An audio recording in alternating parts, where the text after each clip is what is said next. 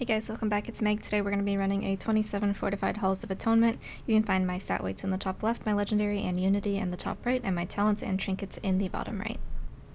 Normally I recommend running Dampen Harm for High Tyran Halls, but it is a bursting week, so it doesn't really matter which one you run. If you think you're going to struggle more with the damage from the shards, you can run Dampen. If you think that you are going to get better value out of being able to solo dispel yourself with Diffuse for the bursting, then you can run Diffuse. Unfortunately, my hunter gets hit by a deadly thrust here, so we end up losing him, and his damage to the shard is going to last a little bit longer than a normal. So we still have everything except for Fallen Order, and Fallen Order is still running, so you want to make sure that you are spreading your Renewing Mist as much as you can. Because we lost our hunter, we are going to be in this fight for a little bit longer. I went ahead and popped Crane here as Fallen is falling off because we were going to be getting bursting stacks as well as a Thrash here. So I want to make sure that I have as many hots on people as possible, and we're going to be dispelling the magic debuff as quickly as we can because a couple ticks of that will do a pretty significant amount of damage.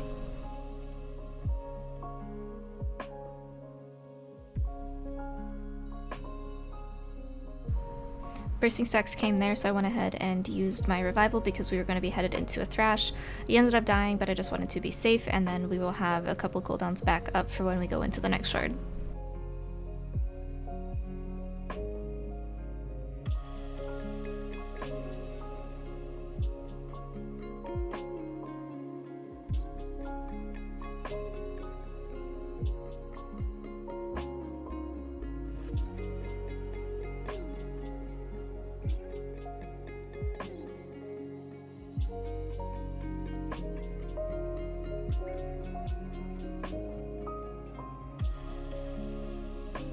If you have it available, it's nice to use a cooldown here just because there are those shots going out from the Hun's Master.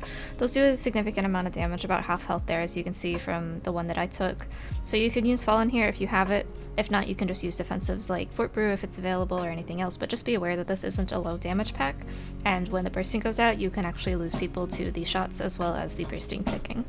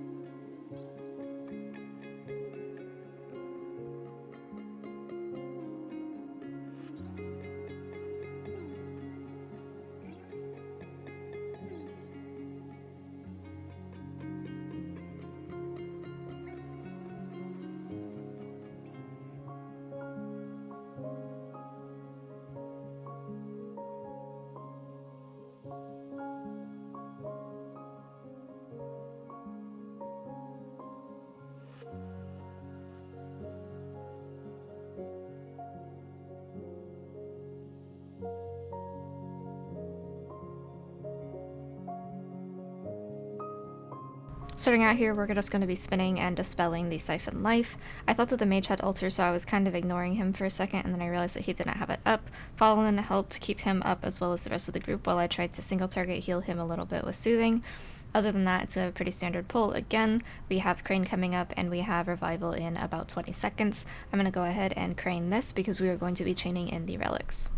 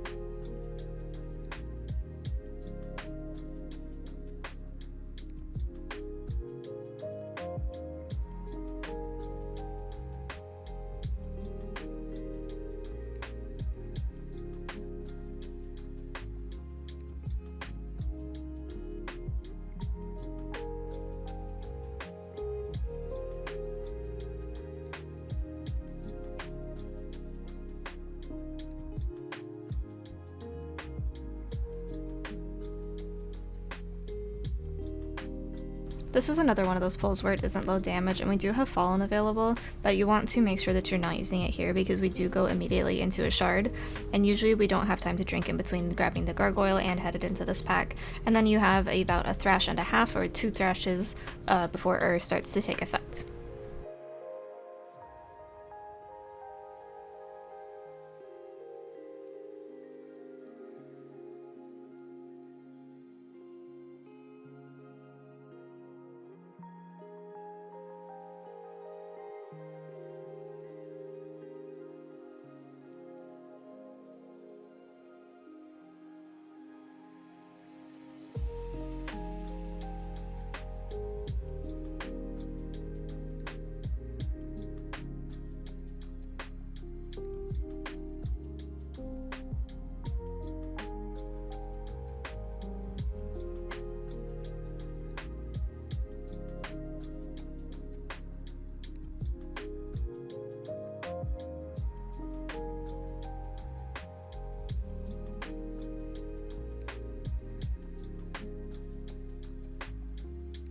I'm going to go ahead and use Fallen Order on this first one just because we have some Wicked Bolts going out as well as the damage coming out from the relics into our first thrash. So I'm going to just go ahead and help my monks out here while we're watching for the Dispel. And then we're just going to keep on spinning for damage in here, making sure we're watching out for the first slam. And then we're also going to be grabbing the Groundskeepers here. I did use Crane here, and then as soon as I pushed the button I realized that we hadn't killed yet, so it's kind of a waste. So I just go ahead and keep on spinning. You can spread the hots during your crane because you're not really going to be using the stacks that you are going to be building from spinning crane kick, just because the is going to be healing most of it. Went ahead and diffused myself, and then we're just going to go ahead and keep people topped in case we get one more thrash. Plus we have bursting coming from the Groundskeepers here, and we do have revival available.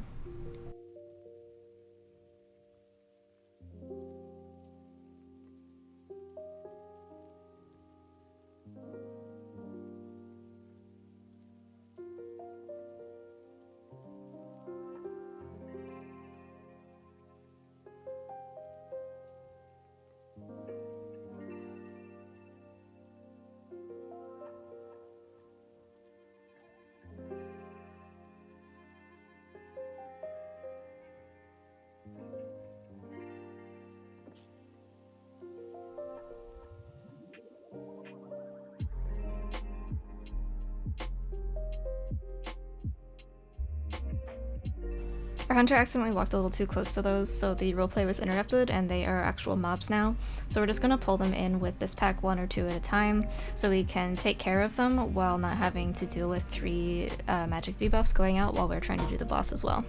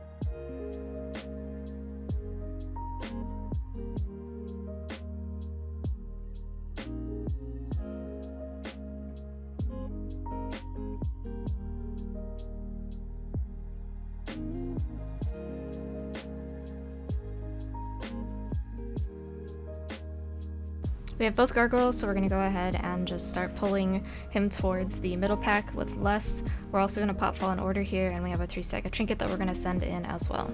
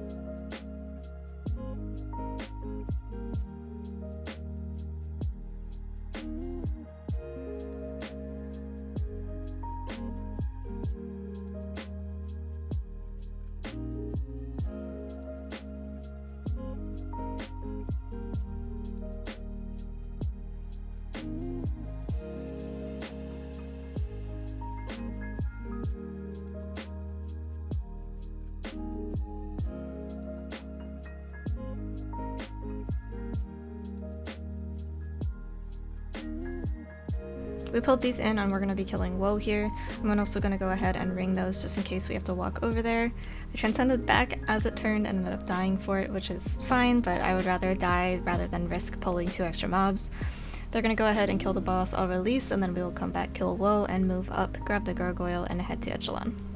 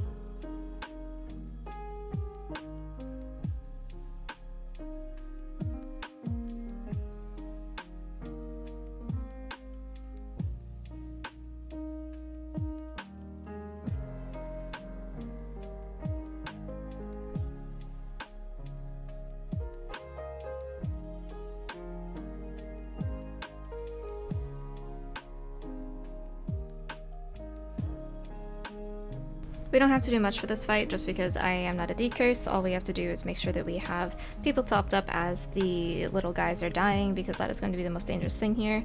Outside of that, if someone is going to get hit with the leap, we do have access to Cocoon, but that's pretty much it. So they're kind of on their own for that. Most of this fight is honestly just making sure that people are topped up for when the curse is finally going to actually be going off, because you don't want people to be getting bursted down by the ads dying.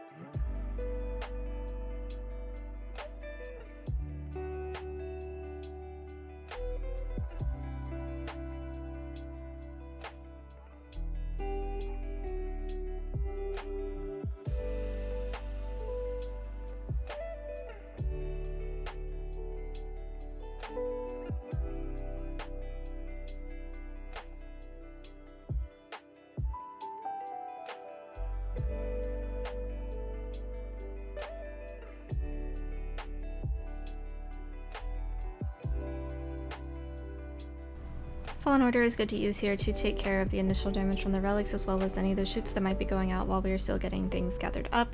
This pack has a good amount of damage on Fort Weeks, and if it's bursting then you're going to have to deal with damage after they die as well. So this is a good pack to be using cooldowns on if you had them available.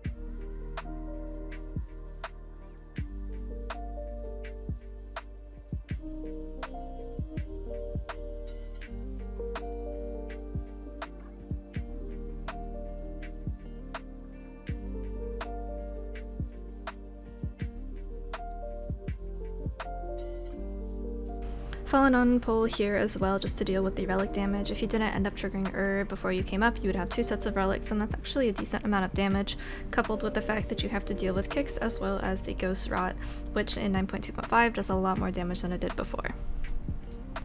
I missed one of the gargoyles, so we're just going to go ahead and take it here when the other one despawns, and then we will have pretty much an open floor after Vi dies.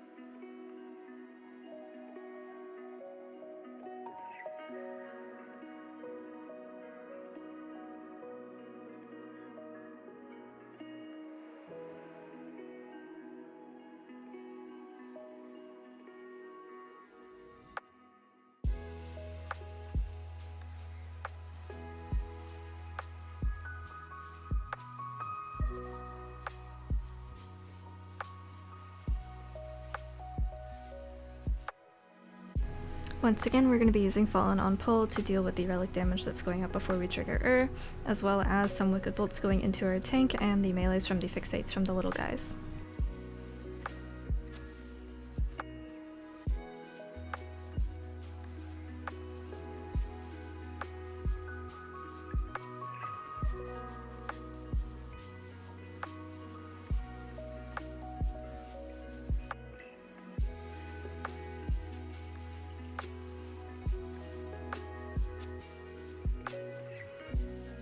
We do have a little bit of a hiccup here. Our tank gets Wicked Bolted while in the puddle, and he just got chunked down by that, so we're going to go ahead and try to get a B-res off to try and save the pull.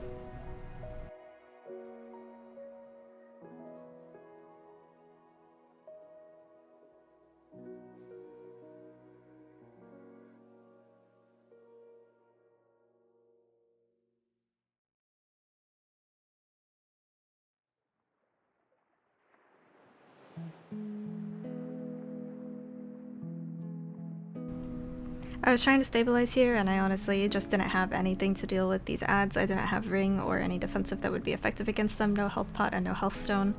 So I went ahead and tried to stabilize after rezzing. Didn't end up working, so everyone is just going to release because we wanted to hold on to some cooldowns for the boss, and then we're just going to take a minute to kill this guy. We're still fine on time, just a little bit of a mess up there.